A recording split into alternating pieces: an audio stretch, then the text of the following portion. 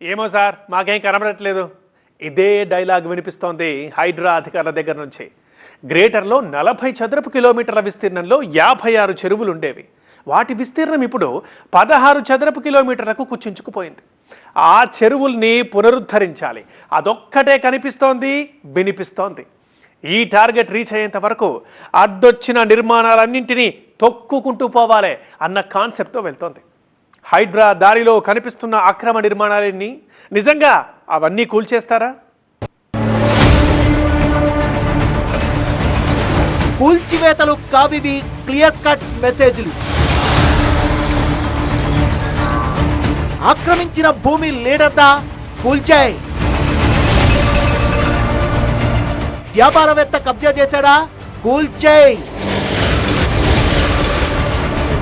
సినీ ప్రముఖులు ఆక్రమించిందా, కూల్చాయి. అక్రమ నిర్మాణం ఓ విఐపిదా, కూల్చాయి.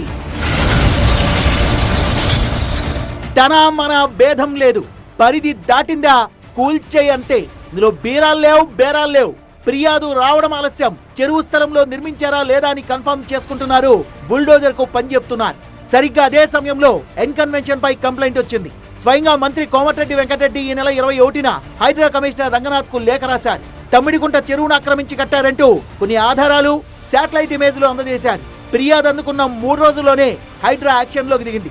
దానికి 29 ఎకరాల 24 గుంటల్లో విస్తరించి ఉన్న ఈ తమ్మిడిగుంట చెరువు ఒకప్పుడు మంచినీటి సరస్సు. అలాంటి సరస్సులో 10 ఎకరాలకు పైగా కబ్జా చేశారు. ఇందులో 3 ఎకరాలకు పైగా ఆక్రమించి ఎన్కన్వెన్షన్ కట్టారనేది ప్రధాన ఆరోపణ. 2012లోనే దీనిపై కంప్లైంట్ వెళ్ళింది.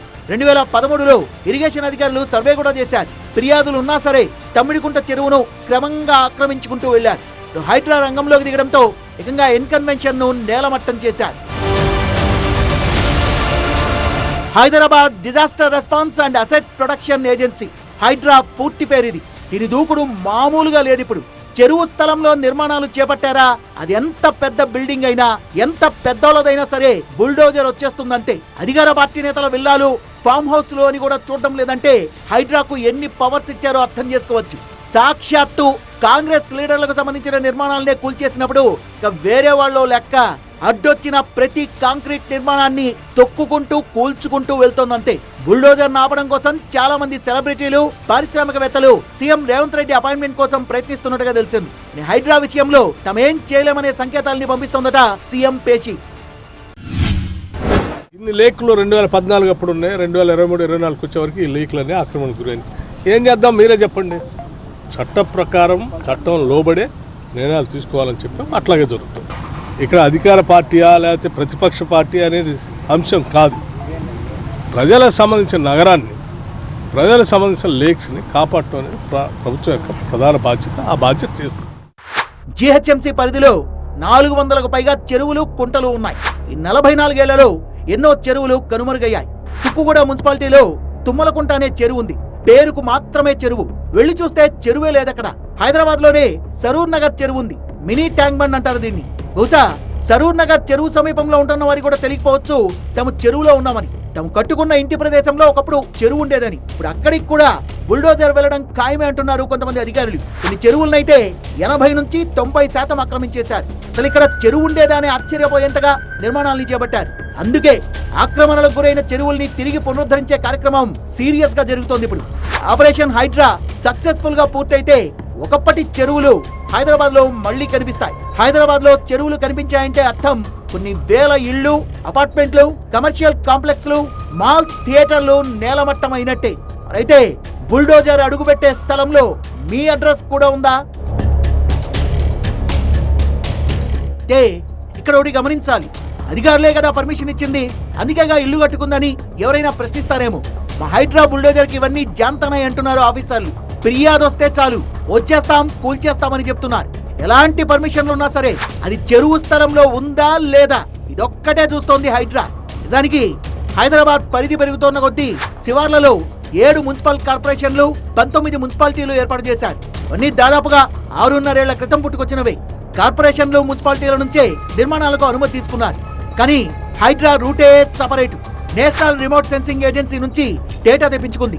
చెరువుల శాటిలైట్ ఇమేజ్లు తెప్పించుకుంది. హైదరాబాద్ పరిధిలో 40 ఏళ్ల కిందటితో పోలిస్తే ఏ చెరువుల్ని ఆక్రమించారో మొత్తం లిస్టు రెడీ చేసుకుంది. చెరువు స్థలంలో పర్మిషన్ తో కట్టుకున్నా సరే అది నిబంధనలకు విరుద్ధమే. ప్రభుత్వమే పర్మిషన్ ఇచ్చింది కదా అంటే అది తరువాత సంగతి. ముందైతే కూల్చేస్తాం, మీ వాదన ఏమైనా ఉంటే మరెక్కడైనా చెప్పుకోండి అంటోంది హైడ్రా. హైడ్రాకు అప్పగించిన అతి ముఖ్యమైన బాధ్యత చెరువులు నాలాల ఆక్రమణల్ని తొలగించడం. ఈ ఆక్రమణల వల్లే చిన్న చినుకుకే హైదరాబాద్ మునిగిపోతోంది. చెరువులు నాలాలు బఫర్ జోన్లను యథేచ్ఛగా కబ్జా చేయడంతో వరద నీరు వెళ్లేందుకు మార్గాలు మూసుకుపోయి ఇళ్లు మునిగిపోతున్నాయి. వరద ప్రవాహానికి అడ్డుగా పుట్టగొడుగుల్లా కాలనీల నిర్మాణం చేపట్టడంతో వర్షాకాలంలో ఈ ప్రాంతాల్ని వరద నీరు ముంచెత్తుతోంది.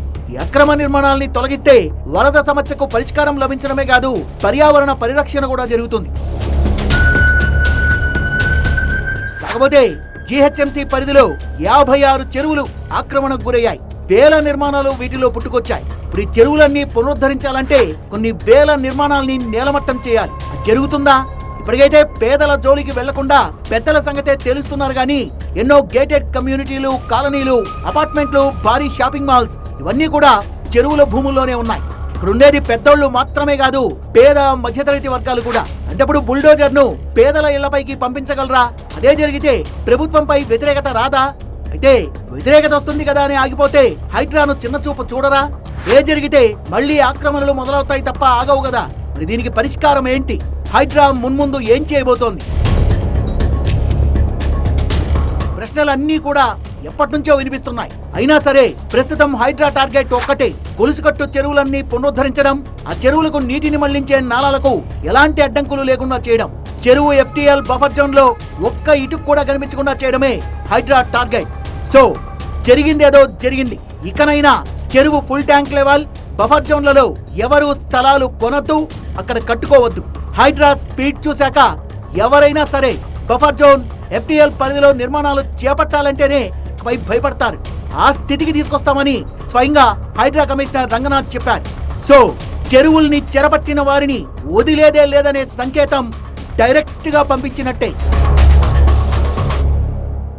మీకు తెలీదు మీ ఇంటి కింద ఒకప్పుడు చెరువు ఉండేదని, కానీ హైడ్రా బుల్డోజర్కు తెలుసు ఒకప్పుడు అక్కడ చెరువు ఉందని. త్వరలోనే మీ వీధికి, మీ కాలనీకి, మీ ఇంటికి హైడ్రా బుల్డోజర్ రాబోతోంది. హైడ్రా ఎక్కడెక్కడ అడుగు పెట్టబోతోందో TV9 దగ్గర మొత్తం సమాచారం ఉంది.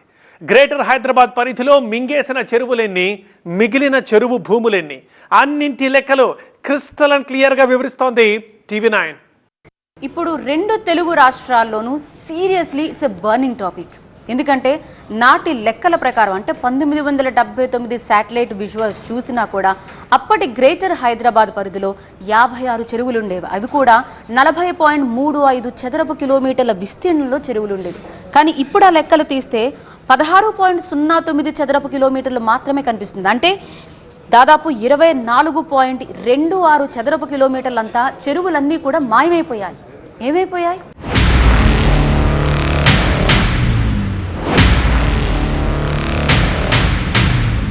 సో 56 చెరువులను కూడా మ్యాక్సిమం మీకు చూపించే ప్రయత్నం చేస్తున్నాం. వాటిల్లో మొదటగా మనం మాట్లాడుకోవాల్సింది మనందరికీ హైదరాబాద్కి ఒక చిహ్నంగా మాట్లాడుకునే హుస్సేన్ సాగర్ గురించి.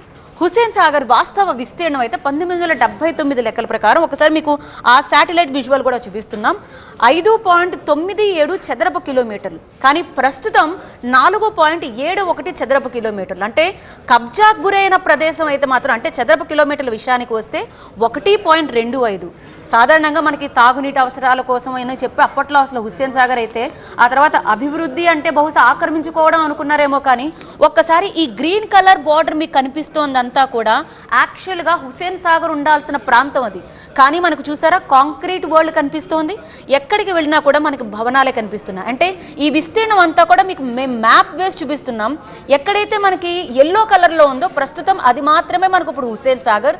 గ్రీన్ కలర్ అంతా కూడా ఆ పరిధి లోపలది అంతా కూడా మనకి ఆక్రమించుకోబడ్డ హుస్సేన్ సాగర్. దీంతో అక్కడ మనకి కేవలం భవనాలు, కట్టడాలు మాత్రమే కనిపిస్తున్నాయి. ఈవెన్ స్లూయిస్ గేట్లు కూడా మూసేశారు. మీరు ఆ ప్రాంతం చూస్తే మాక్సిమం ఈ కార్నర్లో చూడండి, నేను చూపిస్తున్నాను. ఈ కార్నర్ అంతా కూడా మనకి వాటర్ అటు ఇటు వెళ్ళడానికి వీలుండేది. అలాంటిది అది మనకు మూసేయడంతో ఇప్పుడు మనకు కొద్దిపాటి వర్షానికే మహానగరం మనకు పూర్తిగా మునిగిపోతున్నట్టుగా మనకు అనిపిస్తోంది. మీ ప్రాంతం వరకు కూడా హైడ్రా వచ్చినా ఆశ్చర్యపోకండి. ఒకసారి సరూర్ నగర్ చూడండి, వాస్తవ విస్తీర్ణం 0.808 చదరపు కిలోమీటర్లు. అంటే ఇది పాత శాటిలైట్, అంటే 1979లో తీసిన శాటిలైట్. ఇప్పుడు చూడండి అసలు ఉందా, ఈ ప్రాంతం అంతా చెరువు ఉండాలి మనకి. ఇక్కడ చాలా క్లియర్ కట్ కనిపిస్తుంది, ఇదంతా వాటర్తో ఉన్నట్టుగా మనకి మ్యాప్ కనిపిస్తోంది. మరి అదే ఇప్పుడు మనకి మ్యాప్ తీస్తే ఈ ప్రాంతంలో అసలు ఎక్కడ వాటరే లేదు, మొత్తం మనకంతా కూడా ఇళ్ళు, మొత్తం కాంక్రీట్ వరల్డే మనకు కనిపిస్తోంది. కేవలం ఈ ప్రాంతం మాత్రమే, అంటే కబ్జాకి గురైన ప్రాంతం 0.452 అయితే కేవలం ప్రస్తుతం ఉన్న సరూర్ నగర్ లేక్ అయితే ఇదిగో ఇది కనిపిస్తున్న చిన్నపాటి మ్యాప్ మాత్రమే. మ్యాక్సిమం అంటే 56% పైగా మనకి ఇక్కడ చెరువు కబ్జా గురైపోయింది. రైట్, మనం నెక్స్ట్ ఇంకొక లేక్ విషయానికి వద్దాం. మీరాలం, చాలా ప్రాశస్త్యంగా ఉన్న మీరాలం గురించి మనం మాట్లాడుకుంటున్నాం. 32% వరకు కూడా కబ్జా అయిపోయింది. అంటే కబ్జాకు గురవని లేక్ అంటూ ఏమన్నా ఉందా అంటే మనకి అది అసలు లేనే లేదు. బికాజ్ 56 చెరువుల పరిధి కూడా మాక్సిమం తగ్గిపోతూ వచ్చింది. సో మనకి వాస్తవ విస్తీర్ణం అయితే 2.18 చదరపు కిలోమీటర్లు అయితే మీకు ఆ మ్యాప్ చూపిస్తున్నాం చూడండి. మొత్తం మనకి 1979లో 1979లో శాటిలైట్ ప్రకారం మనకి ఇలా ఉండాలి ఈ మీరాలం చెరువు. ఇప్పుడు అదే మీరాలం చెరువు ఇప్పుడు ఎలా ఉంది చూడండి. ఇది మనకి 2023లో తీసిన పిక్చర్. ఇది ఈ మీరాలం చెరువు అనేది మీకు ఎల్లో కలర్ బార్డర్లో కనిపిస్తుందంతా. ఇది మనకి మిగిలిందంతా కూడా మాక్సిమం ఇంకా మనకు కాంక్రీట్ వాల్లే కనిపిస్తోంది. 32% మనకి కబ్జా గురైంది. ఇంకొన్ని సంవత్సరాలు ఆగితే బహుశా రామకృష్ణాపురం చెరువు అనేది ఒకటి ఉండేది ఒకప్పుడు అని మన చరిత్ర గురించి మాట్లాడుకోవాలేమో. ఒకటిగా చూడండి 71% చెరువు కబ్జా గురైంది. ఈ 71% అంటే మనకు మిగిలింది మాత్రం కేవలం 0.54 అంటే మనకి 0.22 చదరపు కిలోమీటర్లు మాత్రమే రామకృష్ణాపురం చెరువు మిగిలింది. అందుకే చాలా మందికి బహుశా ఈ పేరు కూడా తెలియదేమో, ఎందుకంటే మాక్సిమం ఆ ప్రాంతంలో అంతా మనకు కట్టడాలు వచ్చేసాయి, భవనాలు వచ్చేసాయి. ఇక్కడ ఒక చెరువు ఉండేది అన్న విషయం కూడా అక్కడ నివసిస్తున్న వారికి తెలుసో లేదో. 71% చెరువు కబ్జా గురైందంటే అది రామకృష్ణాపురం చెరువు మాత్రమే. నెక్స్ట్ ఇంకొక చెరువు విషయానికి వద్దాం. సఫీల్గూడ లేక్ విషయానికి వద్దాం. సఫీల్గూడ లేక్ మీకు జూమ్ చేసి చూపించాం. 1979లో ఎలా ఉంది, 2023లో ఎలా ఉంది ఒకసారి మీరు చూడండి. అంటే మనకి ఇక్కడ 2 భాగాలుగా మనకు కనిపిస్తోంది. సఫీల్గూడ 66% పైగా కబ్జా గురైపోయి, అంటే మనకి 2 ట్రయాంగిల్స్ ఏవైతే ఉన్నాయో ఒక ట్రయాంగిల్ ఎగిరిపోయింది. ఆ ఒక ట్రయాంగిల్లో మన కంప్లీట్ పిక్చర్లో మనకి కేవలం భవనాలు మాత్రమే కనిపిస్తున్నాయి. ఇంకొక ట్రయాంగిల్లో మాత్రమే మనకి లేక్ కనిపిస్తోంది చూడండి. ఈ లేక్ మొత్తం అంతా మనకి ఒకవేళ లెక్క కడితే 66% చెరువు కబ్జా అయిపోయింది. సఫీల్గూడ లేక్ 66% మనకు కబ్జా గురైంది. నెక్స్ట్ మిర్యాలగూడ చెరువు. బహుశా మిర్యాలగూడ అనగానే మనకు చాలా వరకు కూడా ఎంత వరకు చెరువు ఉంది అనేది చూస్తే TV9 స్క్రీన్ పై చూడండి. ఒక్కసారి మిర్యాలగూడ చెరువు ఎలా ఉందో చూడండి. మాక్సిమం ఇంత ఉండాల్సిన చెరువు కాస్త 1979 నుంచి 2023కి వస్తే ఎంత మిగిలిందో చూసారా? ఎంత మిగిలింది? 0.16 అంటే 90% కబ్జా గురైపోయింది. 90% మొత్తం అంతా కూడా లేని కేవలం 10% మాత్రమే మిగిలిన మిర్యాలగూడ చెరువు మీరు చూస్తున్నారు. పీర్జాదిగూడ లేక్ విషయానికి వద్దాం. బహుశా పీర్జాదిగూడ ఉప్పల్ అటు సైడ్ వెళితే మాత్రం మనకు ఒక పెద్ద చెరువు కనిపించేది. ఇప్పుడు అది ఉందా లేదా? ఎంత శాతం కబ్జా గురైంది? 73% చెరువు కబ్జా గురైంది. అంటే వాస్తవ విస్తీర్ణం 0.42 ఉండాల్సిన దగ్గర ప్రస్తుతం కేవలం 0.13. ఇది కూడా మిర్యాలగూడ పీర్జాదిగూడ మనకి ఇక్కడ పోటీ పడుతున్నట్టుగా అనిపిస్తుంది. బికాస్ ఆ మ్యాప్ చూడండి, పాతది 1979లో ఎలా ఉంది. ఈ ప్రాంతం నల్లగా కనిపిస్తున్న ప్రాంతం అంతా కూడా చెరువు, కానీ ఇప్పుడు ఎలా కనిపిస్తోంది? కాంక్రీట్ వరల్డ్ తో మనకు కనిపిస్తోంది. ఈ గ్రీన్ కలర్ బార్డర్ లో ఉన్న బిల్డింగ్స్ మనకు కనిపిస్తున్నాయి. కేవలం కొద్దిపాటి విస్తీర్ణంలో మాత్రమే మనకు చెరువు కనిపిస్తుంది. అందుకే 73% చెరువు ఇక్కడ కబ్జా గురైంది. పీర్జాదిగూడ నల్ల చెరువు విషయానికి వద్దాం. సో ఈ నల్ల చెరువు అయితే ప్రస్తుతం 0.2 మాత్రమే మనకు కనిపిస్తుంది. అంటే ఇది కూడా సేమ్ విస్తీర్ణంలో 1979లో అయితే మాత్రం ఎక్కడ చూసినా చెరువే ఉండేది. అందుకే ఎవరికి తెలియకుండా మెల్లగా ఆక్రమించుకుంటూ మొదలు పెడితే 90% చెరువు కబ్జా అయింది. అంటే మిర్యాలగూడ అండ్ నల్ల చెరువు ఒకసారి అండర్లైన్ చేసుకోండి. దాదాపు 90% చెరువు కబ్జా గురైంది. కానీ ఇప్పుడు క్వశ్చన్, ఈ 10% మాత్రమే మనకి చెరువు మిగిలింది, కానీ 90% కబ్జా గురైన వారందరికీ కూడా నోటీసులు వెళతాయి అనేది మనం చూడాలి. నెక్స్ట్ చెరువు విషయానికి వద్దాం. పెద్ద చెరువు విషయానికి వద్దాం. ఈ పెద్ద చెరువులో మనకి మాక్సిమం అంటే 1.11 చదరపు కిలోమీటర్లు ఉండాలి. మనకి 1979 పిక్చర్ మీకు చూపిస్తున్నాం. మాక్సిమం చూడండి, ఇదంతా కూడా ఈ విస్తీర్ణంలో నల్లగా కనిపిస్తున్న స్పాట్ అంతా కూడా చెరువు. కానీ ఇప్పుడు ఎలా ఉంది? 2023 విషయానికి వస్తే ఇంకా 2023 గురించి మనం మాట్లాడుకున్నాం. ఏమంటే మనకి ఇప్పటికి ఎలా ఉంది అనేది మనకి ఇంకొక % పెరిగినా మనం ఆశ్చర్యపోనక్కర్లేదు. 69% చెరువు కబ్జా గురైంది. కబ్జా చేసిన విస్తీర్ణం 0.7 0.76 ఇది కూడా అలాగే ఉంది. చెంగిచెర్ల కూడా 53% చెరువు కబ్జా గురైంది. వాస్తవ విస్తీర్ణం అయితే 0.33, కానీ ప్రస్తుత విస్తీర్ణం 0.15 అంటే 0.17 మనకి ఎగిరిపోయింది. ఇప్పుడు అక్కడ లేనే లేదు, మాయం. నెక్స్ట్ చెరువు విషయానికి వద్దాం. పెద్ద చెరువు అండ్ కాప్రా లేక్ రెండు ఒకేసారి చూపిస్తున్నాం మీకు. పెద్ద చెరువు ఒకసారి మనకి 1979లో ఇలా కనిపిస్తోంది, మనకి ఏదో ఒక మ్యాప్ స్పష్టంగా కనిపిస్తోంది. కానీ ఇప్పుడు ఆ మ్యాప్ చూడండి, ఎక్కడ ఎత్తుకుందాం రండి. ఇదిగోండి పెద్ద చెరువు మనకి ఇక్కడ చాలా చిన్నగా కనిపిస్తుంది చూడండి. ఇక్కడ మనకి ఎల్లో కలర్లో ఏదో చిన్నగా కనిపిస్తున్నదే పెద్ద చెరువు, మిగతాదంతా మాత్రం కాంక్రీట్ వాళ్ళే కనిపిస్తోంది. ఎక్కడో మనకి ఈవెన్ జూమ్ చేస్తే మనకి ఎక్కడో మొత్తం ఇంకా ప్లాట్లు, ఓపెన్ ప్లాట్లు కనిపిస్తున్నాయి. ఏదైతేనేం మనకి పెద్ద చెరువు చిన్నగా అయిపోయింది, 71% కబ్జా గురైంది. కాప్రా లేక్ విషయానికి వద్దాం, కాస్త ఇదే కొంచెం బెటర్ ఏమో అనిపిస్తోంది. కాప్రా లేక్లో 27% చెరువు కబ్జా గురైంది, అంటే 50% దాటలేదండోయ్. గమనించండి, వాస్తవ విస్తీర్ణం 0.51 అయితే ప్రస్తుతం 0.37 వరకు ఉంది. కబ్జా గురైంది 0.13. సో మనకి 1979లో ఎలా ఉంటే ఇప్పుడు మనకి 2023కి వచ్చేటప్పటికి ఈ ప్రాంతం మొత్తం కూడా మనకి కట్టడాలతో కనిపిస్తోంది. దమ్మాయి కూడా లేక్ విషయానికి వద్దాం. దమ్మాయి కూడా ఎలా ఉండేది మనకి? సో వాస్తవ విస్తీర్ణం అయితే 0.22, ప్రస్తుత విస్తీర్ణం 0.14, కబ్జా గురైంది అయితే 0.78. ఒకసారి మీకు మ్యాప్ కూడా చూపిస్తున్నాం. 1979లో ఎలా ఉంది, ఇప్పుడు ఎలా ఉంది. ఇది ఈ ప్రాంతం అంతా ఏదైతే మనకి నల్లని స్పాట్ కనిపిస్తోందో 2023కి వచ్చేటప్పటికి లేదు, అక్కడ మనకి బిల్డింగ్లు కనిపిస్తున్నాయి. నెక్స్ట్ ఇక్కడ మనం ఇంకోటి చూద్దాం. 64% వరకు కూడా కబ్జా గురైనట్టుగా మనకి ఇక్కడ అర్థమవుతుంది 2023 పిక్చర్ చూస్తే. రైట్, మనం అన్నరాయుని చెరువు అండ్ నగరం లేక్ ఈ రెండింటిని మీకు చూపిస్తున్నాం. ఒకటి 56% చెరువు కబ్జా గురైంది, ఇంకొకటి 45% చెరువు కబ్జా గురైంది. మాక్సిమం వీరందరికీ కూడా తెలియని విషయం ఏంటంటే వాళ్ళున్న ప్రాంతం ఒకప్పుడు చెరువు ఏమో, చెరువు పైన వాళ్ళ ఇళ్ళని కూడా నిర్మించారేమో, అది తెలియకుండా ఇప్పుడు ఉన్న వారందరూ కూడా కాస్త టెన్షన్లోనే ఉండాలి. బికాస్ చెరువుకి దగ్గరగా ఉంటే మాత్రం తప్పనిసరిగా ఒక్కసారి రూల్స్ అన్ని కూడా చూడాల్సిన అవసరం మనకు కనిపిస్తోంది. ఇది 56% చెరువు కబ్జా గురైంది, అన్నరాయుని చెరువు. ఇంకొకటి నగరం లేక్ విషయానికి వస్తే 1979లో ఎలా ఉంది, 2023లో ఎలా ఉంది. ఈ స్పాట్ అంతా కూడా మనకి ఇక్కడ కనీసం స్లూయిస్ గేట్లు కూడా వదలలేదు. మనకి ఇక్కడ మార్క్ చాలా స్పష్టంగా కనిపిస్తుంది చూడండి. ఆ మార్క్ ఇక్కడ లేనే లేదు, అట్లీస్ట్ ఆ మార్క్ కూడా లేదు, అంటే మ్యాక్సిమం ఇక్కడ ఆక్రమణకు గురైంది. సో ఇక్కడ కూడా వాస్తవ విస్తీర్ణం మనకు 0.4 ఉండాలి, కానీ కబ్జా గురైంది కాబట్టి 0.18 కబ్జా గురైతే ప్రస్తుత విస్తీర్ణం 0.22. రాంపల్లి చెరువు నాగోల్ లేక్ విషయానికి వద్దాం. నాగోల్ లేక్ వాస్తవ విస్తీర్ణం అయితే 0.112. మీకు మ్యాక్సిమం 1979లో శాటిలైట్ చిత్రం ఇదిగో ఇలా ఉంది.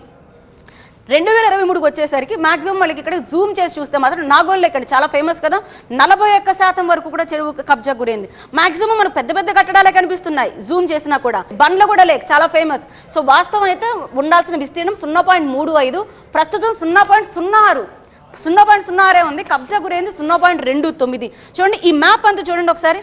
బహుశా ఇది ఒకప్పుడు చెరువు అని చెప్పడానికి చాలా కష్టంగా ఉంటుంది చూడండి, ఎందుకంటే ఇది మాత్రమే కనిపిస్తుంది. మిగిలినంతా కూడా మనకి వేస్తే మెల్లమెల్లగా ఆక్రమించుకుంటూ వచ్చారు. ఇప్పుడు అసలు ఈ చిన్నగా మూలన కనిపిస్తోంది మాత్రమే చెరువు. సాయినగర్ చెరువు విషయానికి వద్దాం. 60% కబ్జా గురైంది. ఎవరికి వారు మొత్తం చెరువుల్ని ఆక్రమించుకుంటూ వెళ్ళిపోవడం వల్లే ఈరోజు చినుకు పడితే చాలు మొత్తం నగరం అంతా కూడా చిందరవందరగా మారిపోయి ఎక్కడ ఏది నాలా ఏది రోడ్డు అని తెలుసుకోలేని పరిస్థితుల్లో ఉన్నాం. కుంట్లూరు పెద్ద చెరువు విషయానికి వద్దాం. బాతుల చెరువు విషయానికి వద్దాం. ఇది కూడా రికార్డ్ బ్రేక్ అండి. కుంట్లూరు పెద్ద చెరువు ఇది కూడా మనం రికార్డ్ చేయాల్సిన విషయమే, ఎందుకంటే 90% కబ్జా గురైంది. ఒకప్పుడు ఉన్న 1979లో ఉన్న శాటిలైట్ విజువల్ ఇది.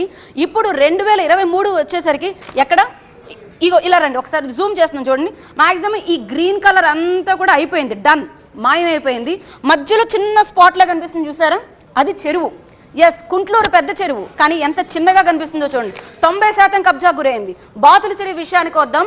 72% చెరువు కబ్జా గురైన బాతుల చెరువు గురించి మనం మాట్లాడుకుంటున్నాం.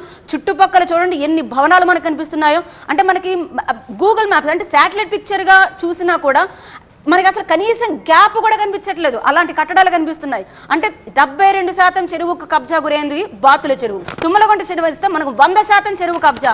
ఇదే మనం ఇప్పుడు యాక్చువల్గా మనం మాట్లాడుకుంటున్నాం. సో ఈ తుమ్మలగుంట విషయానికి వస్తే వాస్తవ విస్తీర్ణం 0.40, కానీ ప్రస్తుత విస్తీర్ణం అయితే 0. బహుశా ఇదండి మనం నోట్ చేయాల్సింది అయితే ఏంటంటే, ఎస్ 100% చెరువు కబ్జా గురే. అసలు చెరువే మాయమైపోయిన చెరువు ఏంటి అంటే ఎస్ అండర్లైన్ చేసుకోండి, తుమ్మలగుంట. సో ఇక్కడ నుంచి మనకు అర్థమవుతుంది ఏంటంటే ఇప్పుడు చెరువులకు సంబంధించి 56 చెరువులు ఒకప్పుడు మహానగరంలో ఉండేవి. ఇందులో ఒక చెరువు తీసేయండి, ప్రస్తుతం 55. ఆ 55లో కూడా ఉన్నాయా లేదా? నెక్స్ట్ మనం ఇంజాపూర్ చెరువు విషయానికి వద్దాం. 80% చెరువు కబ్జా గురైంది. వాస్తవ విస్తీర్ణం 2.52, ప్రస్తుత విస్తీర్ణం 0.50. కబ్జా గురైంది అయితే మాత్రం 2.08. సో మనకు కనిపిస్తోంది చూసారా, ఇది ఒకప్పుడు పిక్చర్, ఇప్పుడు పిక్చర్ చూడండి, పిక్చర్ కూడా కష్టంగానే ఉంది వేయడం.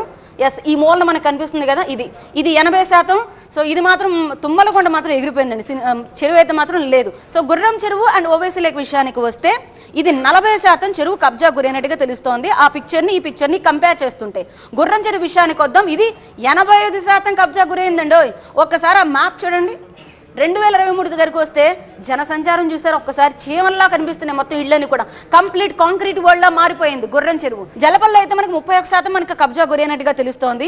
పల్లె చెరువు అయితే 82%. ఇక్కడ కూడా మనకు మాక్సిమం కాంక్రీట్ వరల్డ్ వచ్చేసింది.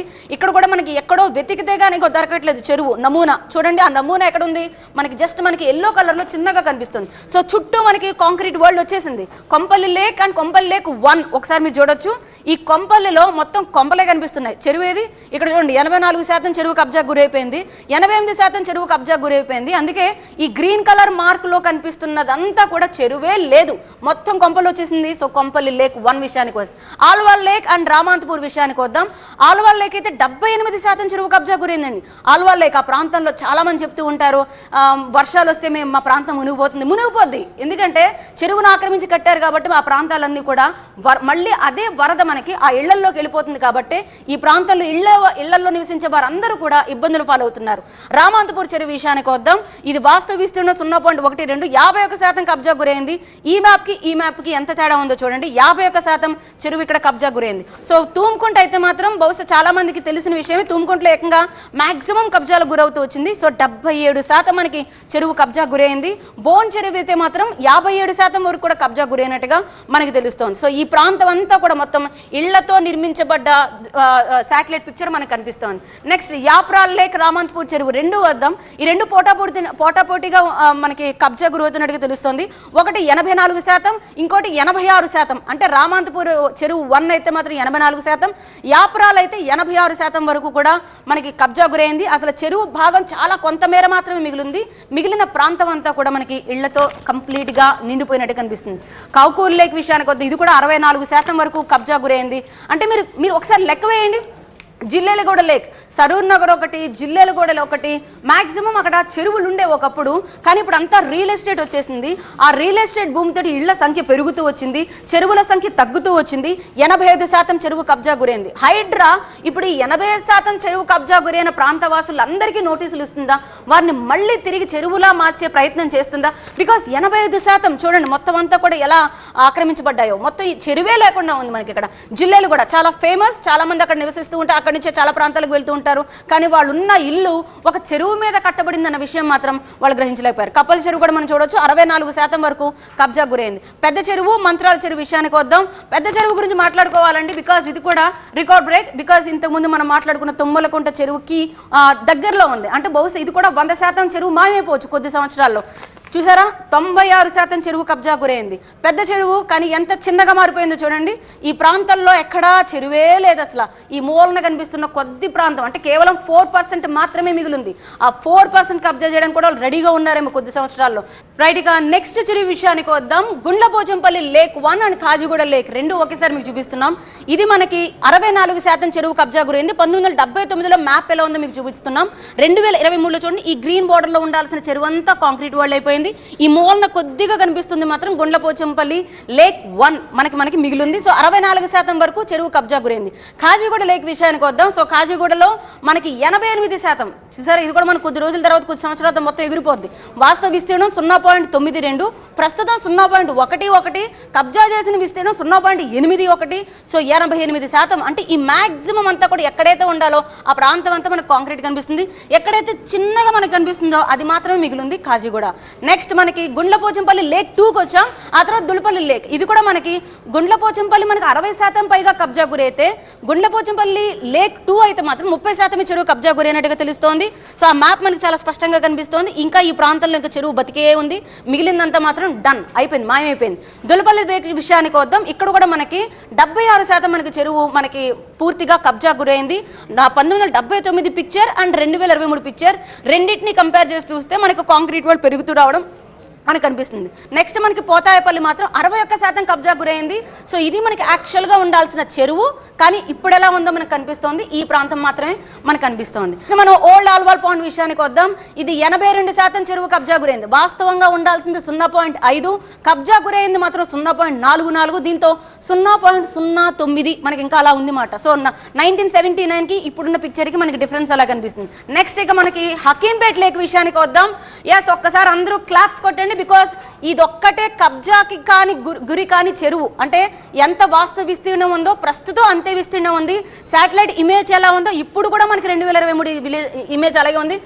ఒకసారి క్లాప్స్. బహుశా వాళ్ళ ఎవరికి అసలు ఈ చెరువు కనిపించలేదా, గుర్తించలేదా, ఇక్కడ ఒక రియల్ ఎస్టేట్ మళ్ళీ వేసుకోవచ్చు, ఇల్లు కట్టచ్చు అనేది వాళ్ళు గుర్తించలేదా, ఏం జరిగిందో ఏమో. కానీ ఈ 56 చెరువుల్లో మాక్సిమం అన్ని కబ్జా గురైతే ఒకే ఒక చెరువు ఇంకా మనకి చెరువులాగే కనిపిస్తోంది, హకీంపేట్ లేక్. ఇదొక్కటే కబ్జా కాని చెరువు.